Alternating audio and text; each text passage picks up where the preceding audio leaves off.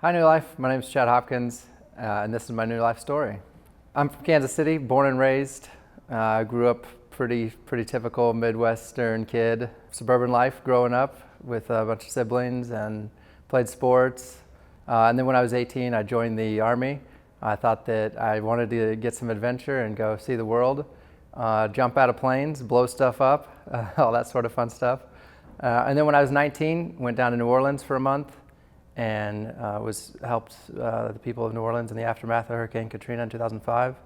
And then in 2006, I went overseas to Iraq for one of 3 tours. And it started off very quietly in the region, and then it just descended into madness. My best friend and my roommate were killed right next to me on a mission. And then shortly after that, I had some really good friends that were killed. And I remember just thinking, man, I'm not gonna make it out of this. I had fully accepted death.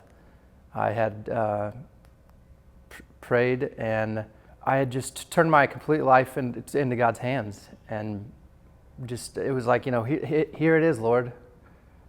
And just as the missions continued, I somehow ended up, I never got a scratch.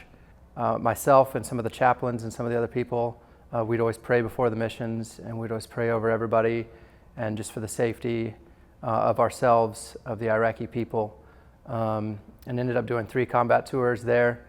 And the region that I was in was now known famously as the Triangle of Death, where, there was just so much death and destruction. And then I got out of the Army, and then I came back to Kansas City, and then I went to college, and I took all that life that I had experienced from the 18 till I was like 24 and just kind of swept it under the rug. Then I was happy to be a civilian. I was happy to go to school, and I was just like, I want to be a teacher, this is what I want to do, and everything's great. And then things started to kind of go downhill as time went on. I started to get nightmares. I began to shake uncontrollably.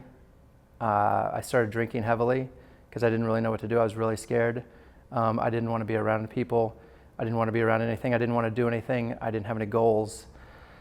It was just a really tough time, and I fell away from my faith.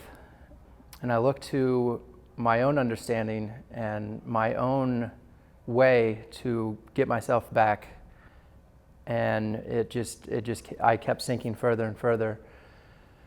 And then luckily God interceded on my behalf, and my daughter Ellison was born in 2014. And I truly believe at that point she saved my life, because at that point I didn't care if I lived, I didn't care if I died. I had a lot of survivor's guilt from overseas. I never really processed things. Everything was just kind of a crazy commotion. So after many years of just spiraling out of control and drinking heavily and detaching myself from everybody and everything around me, I was just starting to feel a calling on my life that, it was like the Lord kept me alive through all this, and then it would be just such a waste to have so many different chances. I like to tell people that I'm like a cat with more than 9 lives, and it's like it would just be a shame to just throw that away. So in 2020, I started to just get the sense that I needed Jesus back in my life. He was the only one that was going to make things right, and there was the firm foundation that it was always there for me growing up, and was there for me overseas, that held me strong in my roots. Just felt a calling, and just the Lord just calling me back to the table. And so I began to started going to a church. I started to feel just the weight lifted off my shoulders, that this is not your burden to carry. These experiences and these events happen to you in life, but they don't have to define who you are as in a negative way. You can use those experiences for good, and use the Lord's love to channel it through you to other people.